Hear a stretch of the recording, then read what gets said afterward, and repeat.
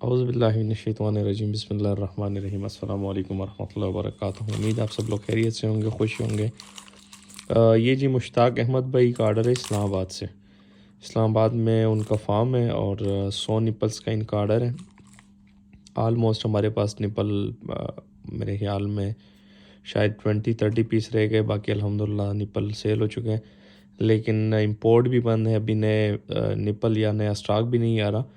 तो मुश्ताक भाई ये आपके 100 निपल्स है, ये मैं MNP के थ्रू अभी थोड़ी देर में आपको डिस्पैच करवाता हूँ और कोरियर करवाता हूँ मैं। ये इंशाल्लाह उम्मीद है होपफुली या तो आज मिल जाएंगे या कल आपको मिल जाएंगे, क्योंकि आप लोकल ही हैं। तो MNP से ये कि ज़रा सिक्योर होता है और जल्दी आपको मिल जाता है। तो इंशाल्लाह मैं आपके साथ रिसिप्ट भी शेयर करता हूँ। मुश्ताक भाई ये जी आपके निपल्स MNP के ऑफिस ले आए, तो ये अभी आपको भिजवा दिए। 270 रुपीज़ इसके चार्जेस है।